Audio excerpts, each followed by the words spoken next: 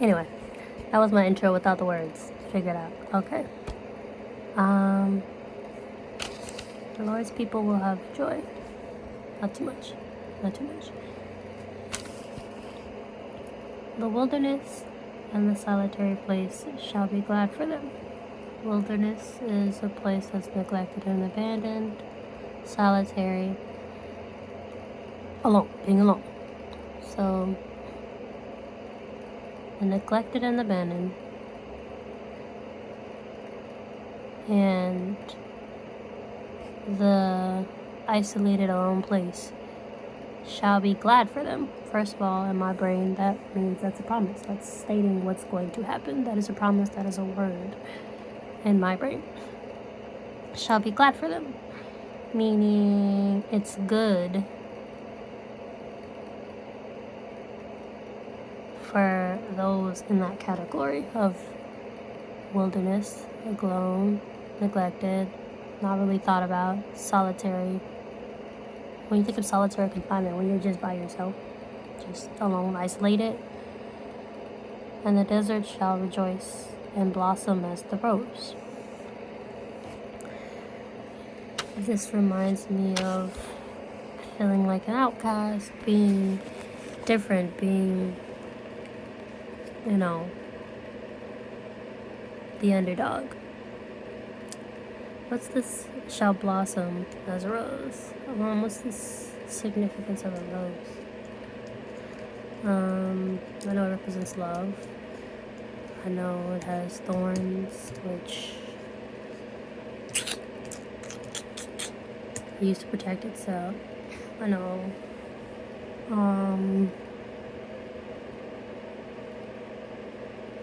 The rose symbolizes love, beauty, passion, and perfection.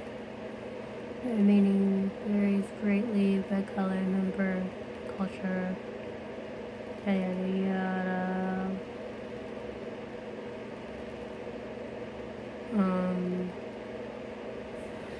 And its meanings by color, which we already know: red, deep love, passion, romance, respect. Pink, admiration, sweetness, grace, gratitude. This is making me think about when I bought the Duda. I like certain flowers because I knew what the color represents. It's white, purity, innocence, new beginnings, remembrance, loyalty. Yellow, friendship, joy, happiness, optimism. Blue, achieving the impossible, deep trust, mystery.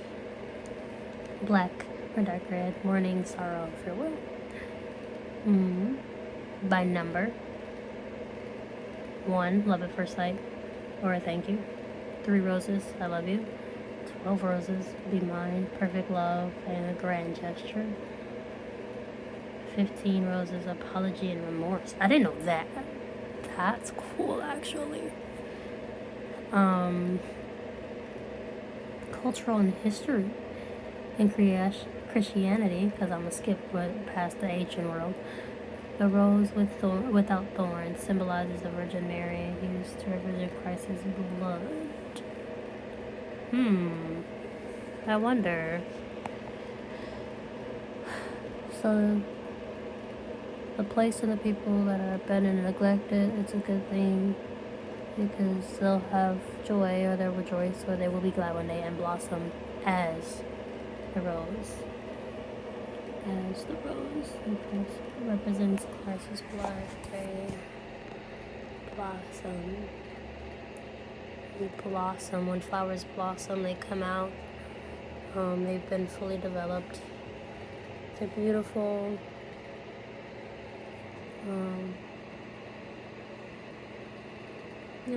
Some take time more than others for a flower to blossom. Normally it means,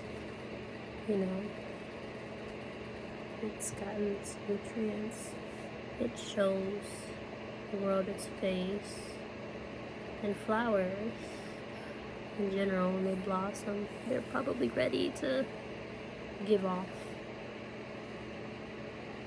things. Because if you think about, insects and butterflies and things, and how they go from rose to rose, they can only do that when the flowers will blossom. You need them to do that. Okay, my brain is going too much. Anyway, as the rose, being a comparison as the rose, precious blood. And for my Bible study from Kitty Rose,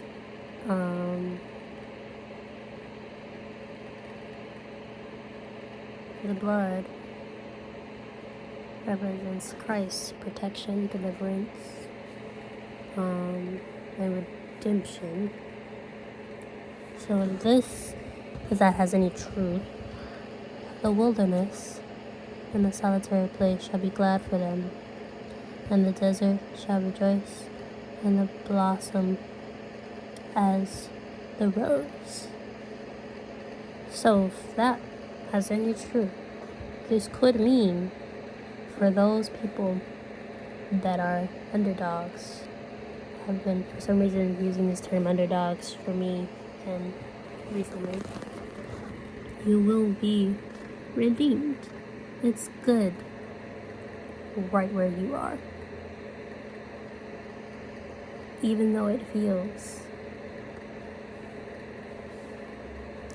hard, it feels sad, it feels lonely, it feels tired to just feel like you're not doing anything right, misunderstood by everybody in a world that doesn't like you, that doesn't love you, that doesn't accept you, to be neglected, to feel abandoned, to feel like that oddball out. And if you are a child of God, you feel like that anyway. And if you are a child of God, actively trying to pursue and seek God,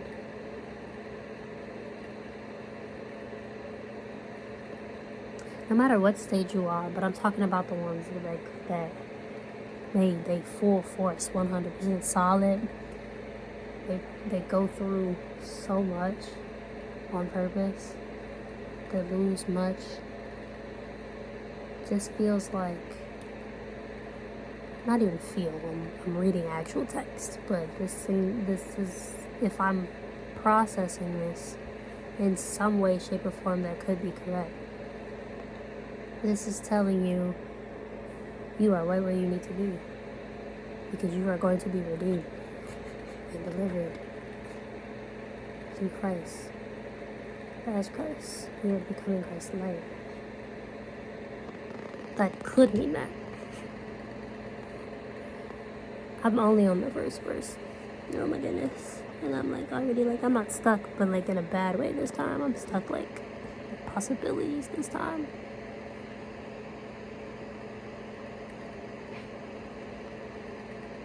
I know I'd be telling God even just a verse, but like, wait a minute. wait a minute. It shall blossom abundantly. This is the second verse, because I'm just gonna politely move. I feel like I need to stay on the first verse though. There's something about this first verse that I feel like I'm missing. And the theme, according to the Bible right here, the Lord's people will have joy. So it tells you what this is about. This is God telling you, you will have joy. What they say, what does it say? Here's another one. Fears only endures for one night. Joy comes in. Am I reading that right?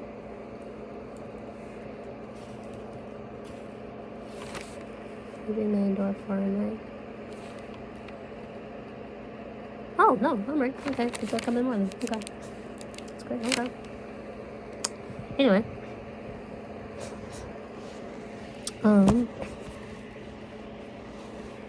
Probably surprise myself when I get a scripture right. Anyway. Wilderness.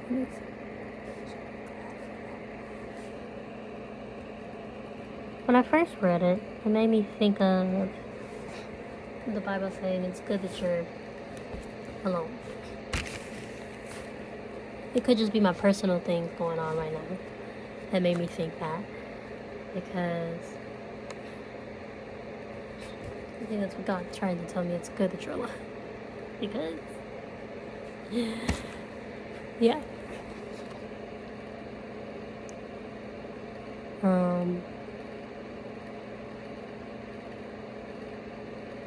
Because that's when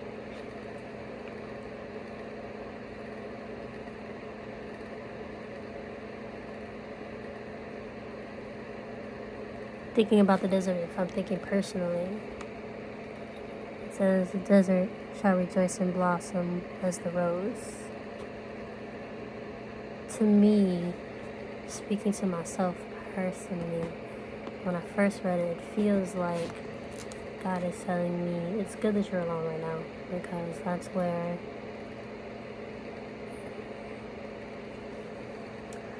maybe the words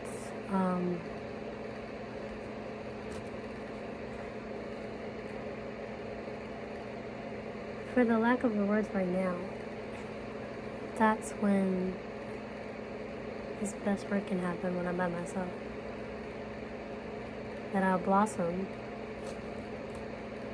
by myself.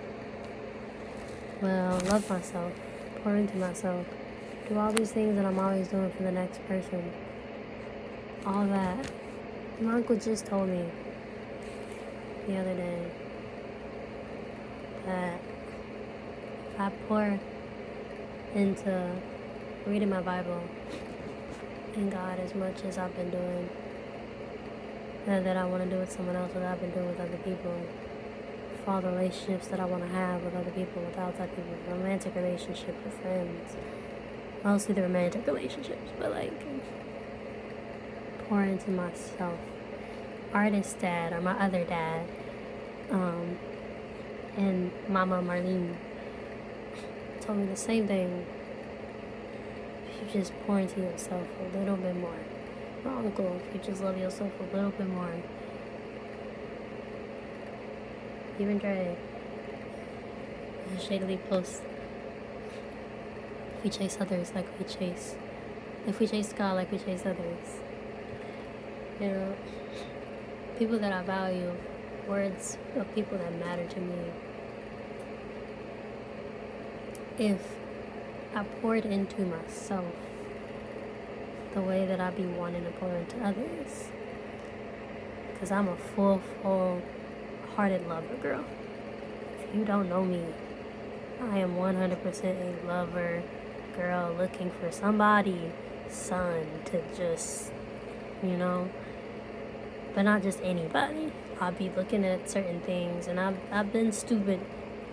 I've been doing a lot of stupid things, and I ain't proud of it. But my heart, the type of heart that I have that has been unchanging, but not like in a bad way, it's maybe, but like the loving part, wanting to give and pour and love into someone safely, right? What I feel like I'm taking from this first verse alone, because I always ask God, can you tell me something that I'm supposed to get out of just anything, even if it's just a verse, something directed towards me, and just straight off, because I'm stuck on it, but not stuck on it like I couldn't just move on and read and probably understand something else about it. Stuck on it what it feels like, maybe in a good way, like it's something else that I'm missing.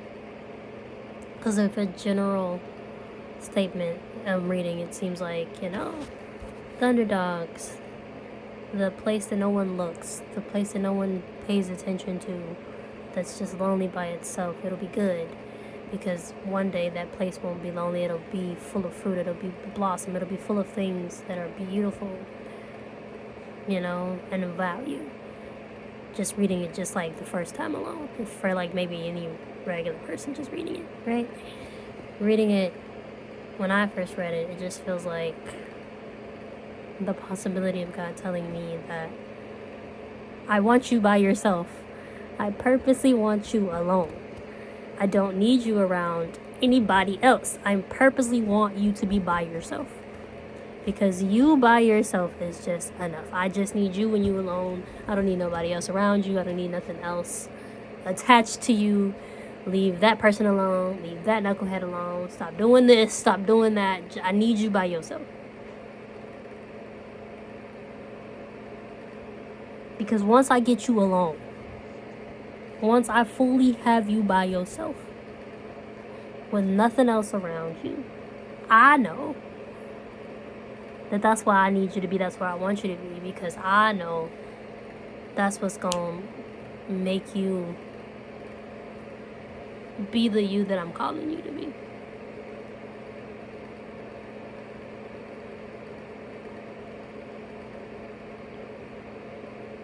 Blossom. You're not bad.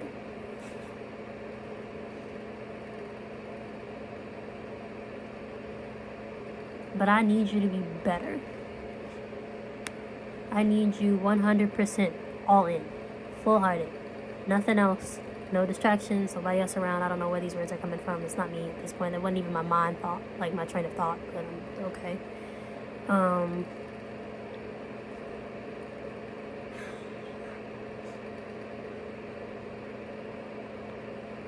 I just need you to be content with me.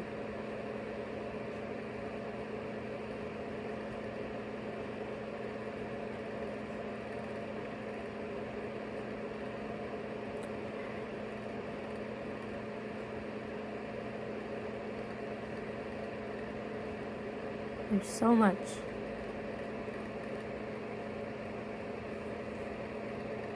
that I could do for you.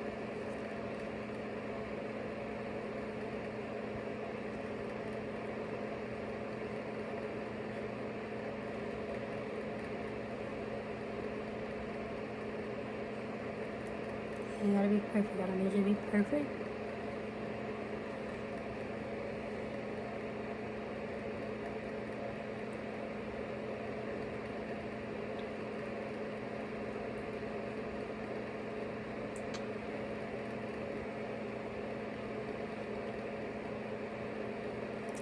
I don't know what to say for Blossom, but I feel like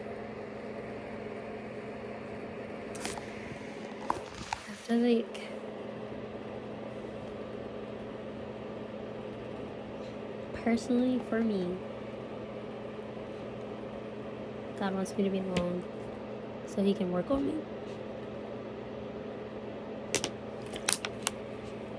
And there's probably so many things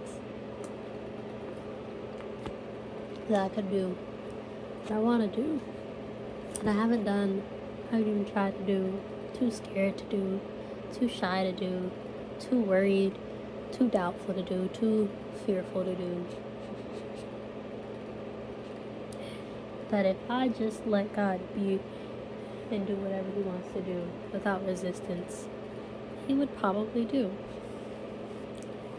Who knows? Probably my modeling career, probably my singing career, probably school, finishing it, maybe a job, traveling, good friendships, good vibes, rekindled friendships and relationships that might be good for me or that I would help people with, maybe donating to charity. Who knows? Just being that happy girl that I be thinking about in my head. A genuine, soft, loving, girly girl that I know myself to be, that I have never been able to be. But I know it's me. I don't know if that makes sense. If you're a girl watching me, maybe if you know, you know. In general, I'm trying to find my tissue real quick because I haven't turned on any of my lights. I just don't feel like having on my lights right now.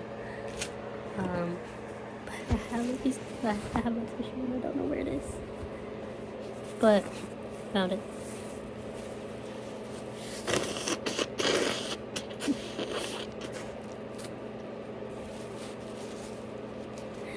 I'm gonna blame my supervisor for getting me whatever this is. Actually, I think one of my supervisors got all of us like that. Yeah. He came one day and was like, I don't feel good. Next thing you know, everybody got sick and it just trickled down. I'm trying to prevent it though. But in general, I feel like this verse, speaking of other, like, outward, not personal, just the forgotten, the deserted, the isolated, the ones alone. When you think of wilderness, you don't think of the norm. You think of outside, the outsiders, the place that no one goes. Whether it's a person, an actual person, or it's an actual place. I feel like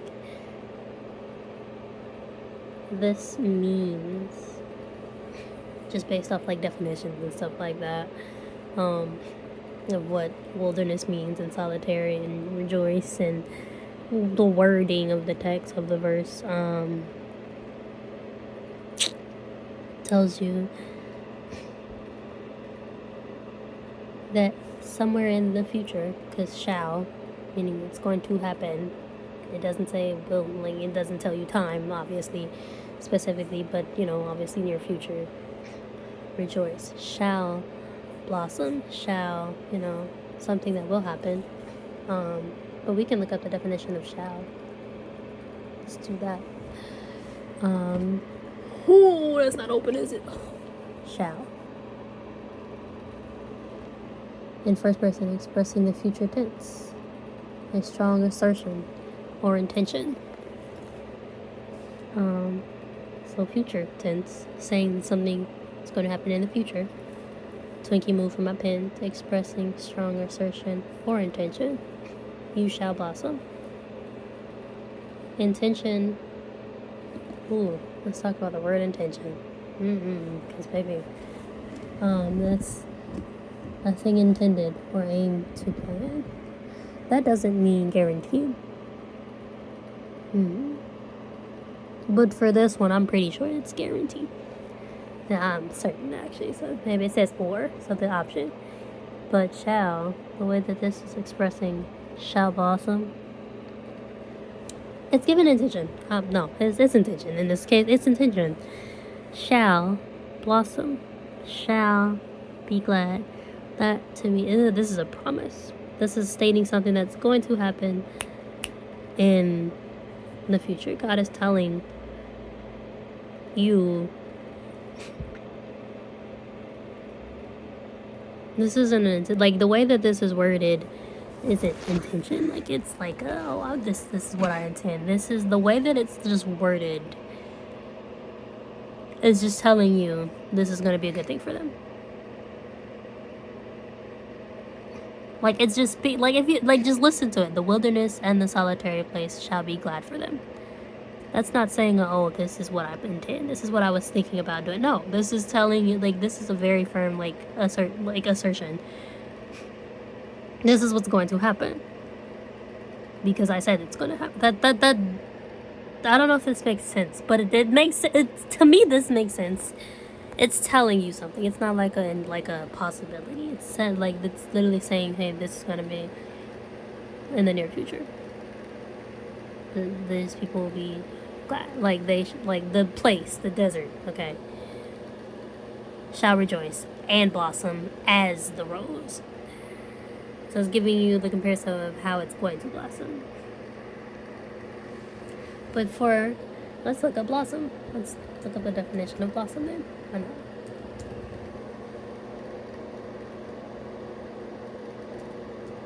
Feel me? Let's do that. The flower, mass of flowers, especially on a tree or bush, produce flowers or masses of flowers.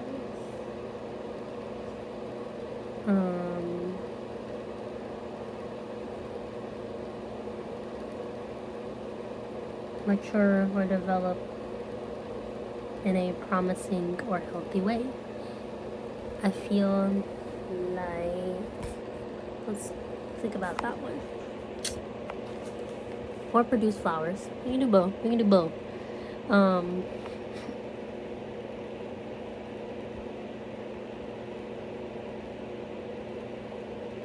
You're being promised that the wilderness, in a solitary place, So the wild, the place that no one really thinks about, it's neglected. Nobody thinks about this place. Nobody pays attention to this place. And the solitary place, which is the place that's alone by itself, shall be glad for them. It's a place that will be glad for them. Think about glad. Happiness. Let's look up the definition of glad. That's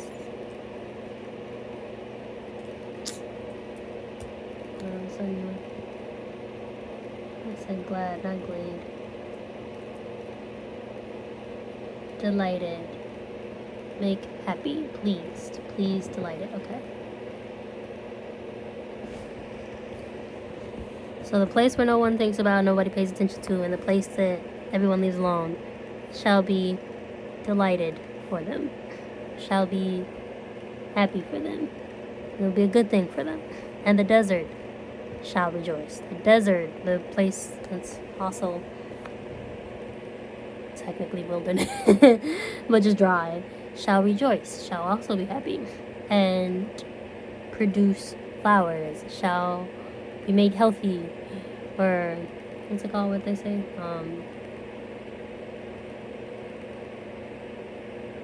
Develop. And they're promising a healthy way.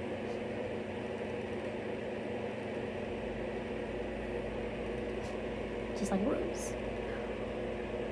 That's saying that the rose does blossom.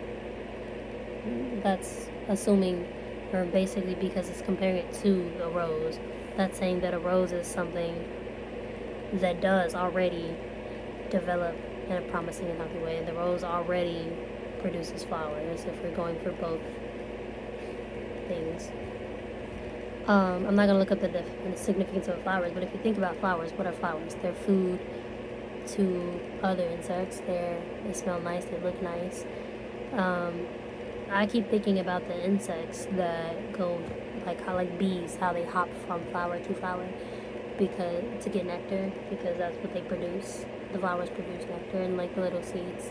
They also give off oxygen, because if you forgot, they're still plants and things like that.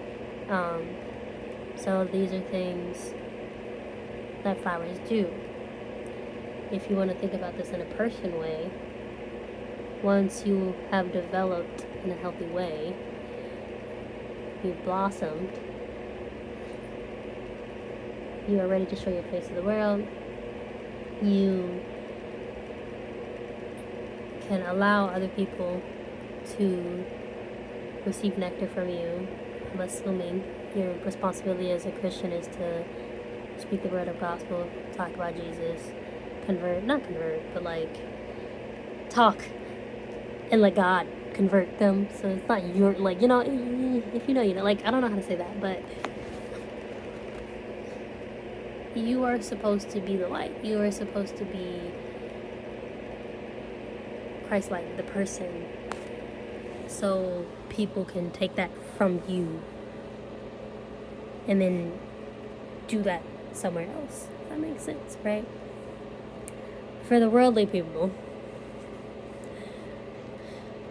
you're supposed to have a certain aura and energy that people receive and give off those good vibes, so whereas people can take that upon their day. Okay. If that makes any sense. I don't know. But we're assuming as a rose that the rose is already that thing. The rose is already developed in a promising and healthy way and producing fruits. Flowers. Flowers, you guys. And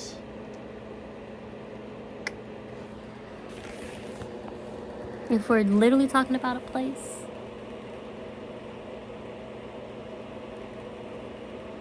and them as a person, the people, the Lord's people, if we're being literal-ish, the wilderness and the solitary place will be glad for the Lord's people, for the people of God.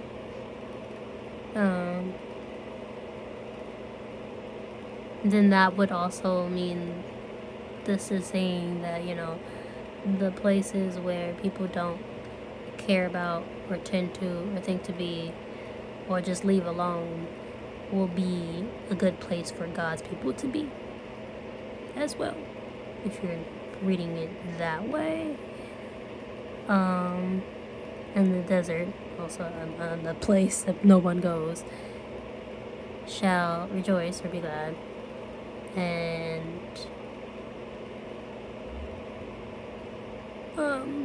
blossom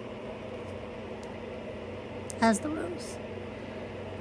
If we think about the wilderness and solitary place, I feel like the desert is a solitary place, if we think about it. Because who's in the desert? Nobody. Like, nobody's in the desert. So if this desert is like the example of a solitary place, then it shall be, or it shall rejoice. It's kind of repeating or having the same idea as the first part of the sentence of saying that the wilderness and solitary place shall be glad for them. I mean, I think the way that I'm reading it is just like it'll be a good thing for the God's people. But it also could be like,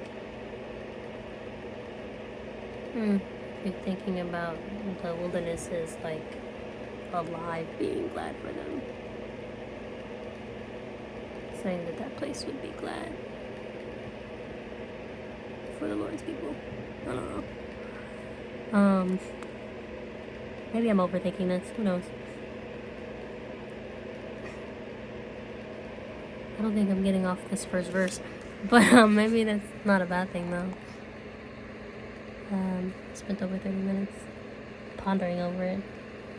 And it's been the happiest part of my day. Yeah, that's nice.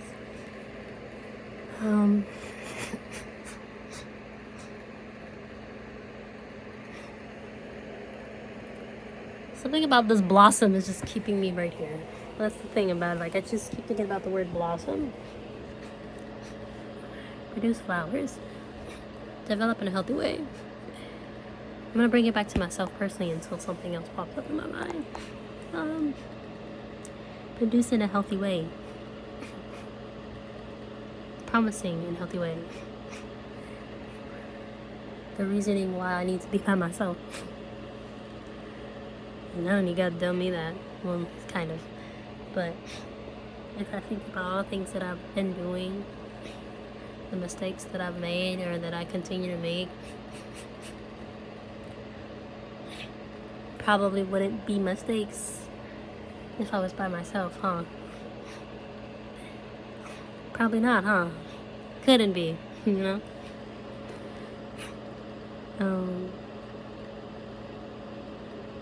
And there's times where I try to just like ignore my phone.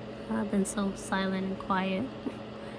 But I haven't been fully like quiet by myself. Because there's a part of me that'll feel guilty. There's a part of me that'll feel like I'm mean. But at the same time, I don't need anybody in my ear. Or get me out of character. Trying to hurt me.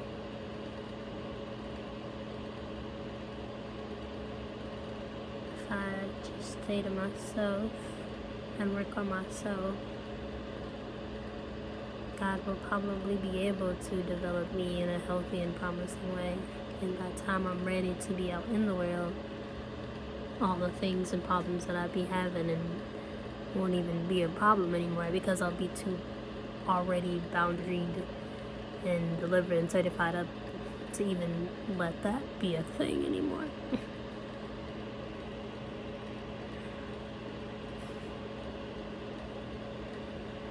I don't know if this was from anybody.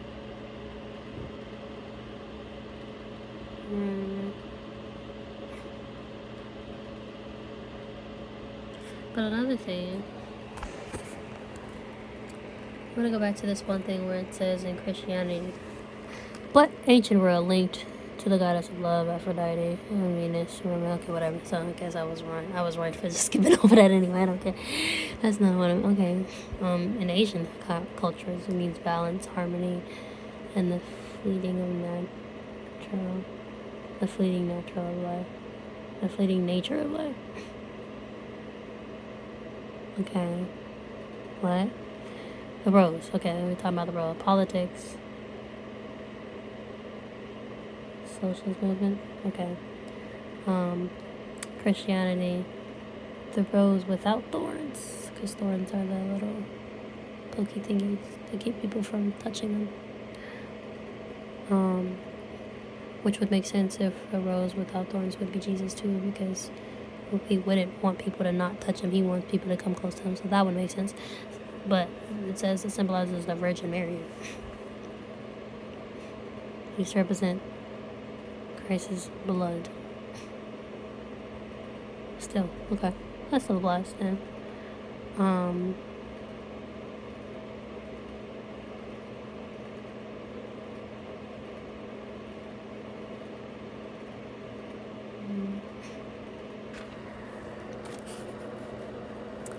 Is the Christ's blood producing flowers? Is the Christ's blood developing a promising and healthy way? Yes. Thinking about my own Bible studies that I do with other people. Blood representing deliverance and redemption. Obviously, God will deliver you and redeem you. He will take you out of these things full-heartedly. And it will be in a healthy way. It's going to take a long time, and it's going to feel stressful and painful and probably hurt. But it will be in a promising and healthy way, because once you are fully delivered, it's not going to be a turn back.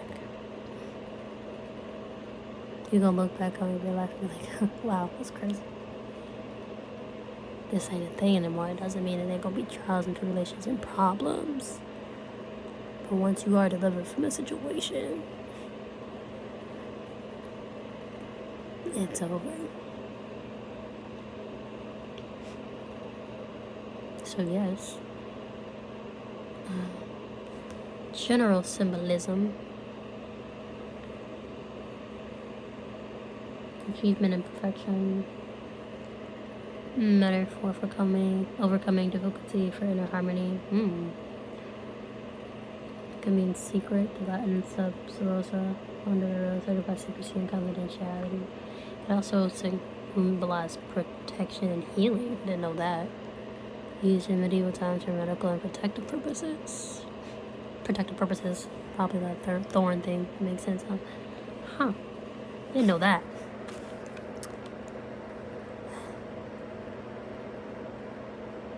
Blossom as the rose.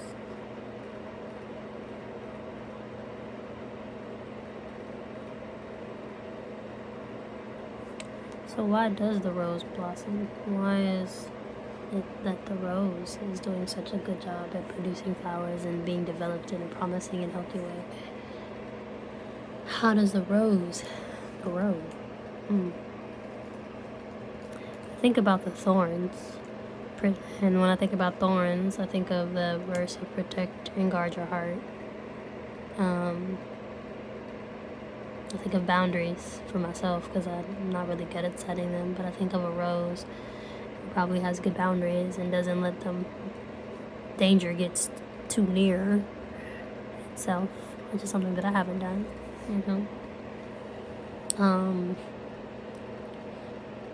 The stem, the rose thorns are all around the stem of the flower too.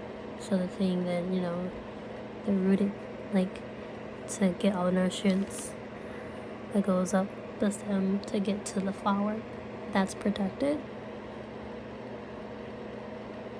Not letting some danger get too close to that. In human form, that would probably mean that letting people get into your mind. How do you not let people get into your mind? You need to be grounded and rooted in the Bible. You need to read way more than what you do to have a peace of mind. You need to pray more than what you do to have a peace of mind. You might need to fast more than what you do. I'm talking to myself at this point, but I'm pretty sure that's everybody. But you know. Mm-hmm.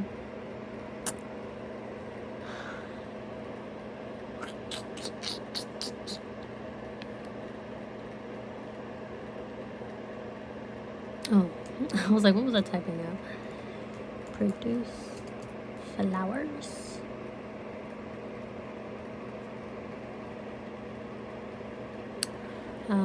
Produce flowers. These are the key elements like adequate sunlight, proper watering, balanced nutrients, correct temperature, and maturity, all working together for the plant to transition from leafy growth to blooming or reproductive phase.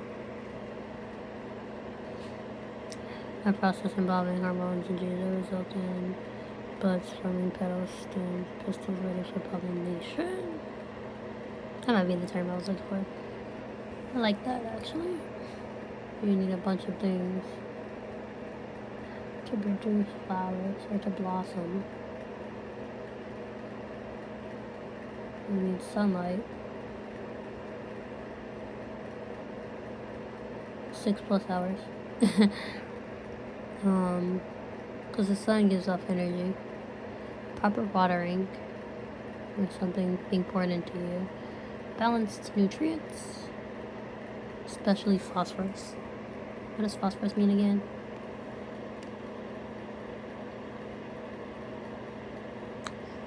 Element, atomic number, poisonous, non-metal.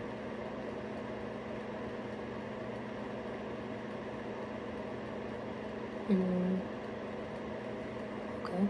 I won't get that. Alright. Correct temperature and maturity.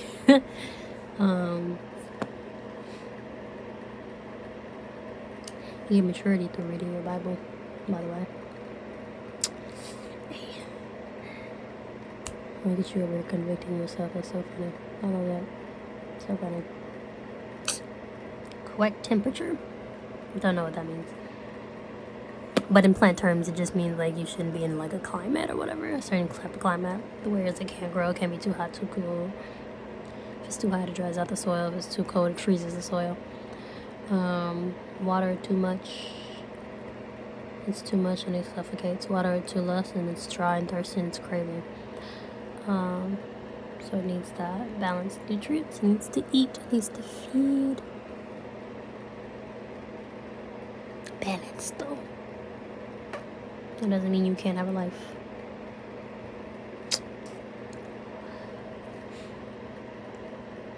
But you better be grounded though. That's not even what I was going to search up the significance of producing flowers. It's not even what I meant, but I just wanted to see if I can connect that to something. So the significance of producing flowers. Fruit development. Forget I don't care about none else. For some reason, I see all these other things, but fruit development, human well-being, all that other stuff. Significance for producing flowers. Fruit development.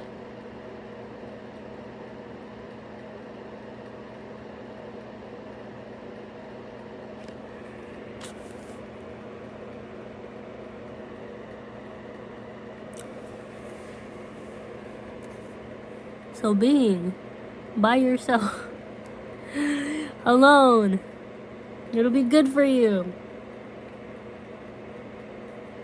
Because in that alone place, shall rejoice. It'll be a good time. And blossom, aka produce flowers, which is important for fruit development, as the rose. aka being promoted and promised, like developing in a promising and healthy way. Blossoming, good, producing flowers, or being developed in a promising and healthy way, and or. So producing flowers, blossom means to produce flowers. The significance of why you need to produce flowers is for fruit development, or blossom in the way of developing in a promising and healthy way. Producing fruits. What are fruits? I think of the fruits of the spirits, but just like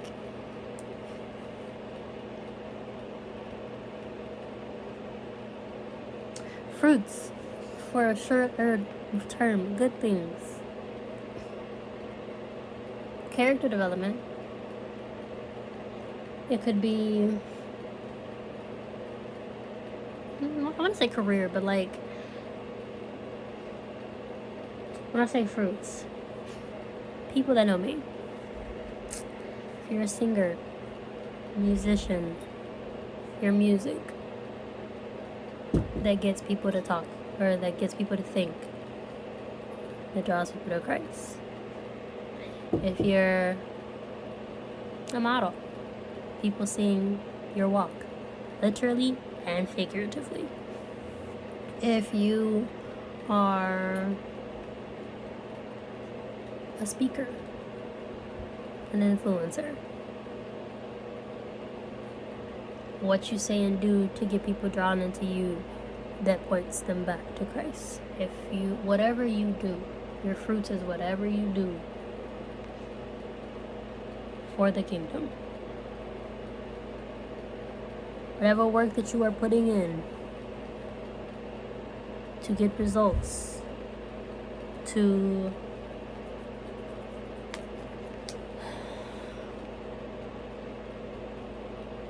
help develop other people. I don't know where I was going. Like, I know where I'm going with this, but I don't have the words for it. So being by yourself is a good thing. Going where people don't go. Being by yourself. Being the underdog. Being underlooked. Because what God's going to do, what I'm going to do to you, I'm going to build you up. So well, so fast, so well.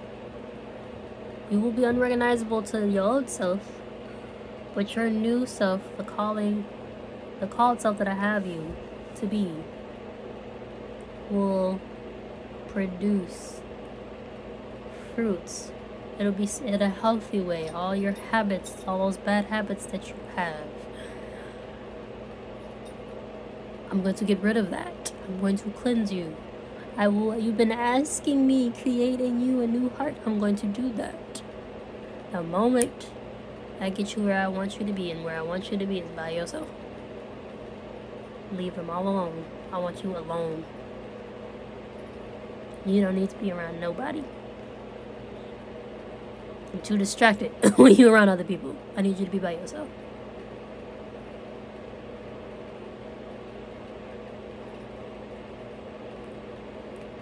Because the world depends on that.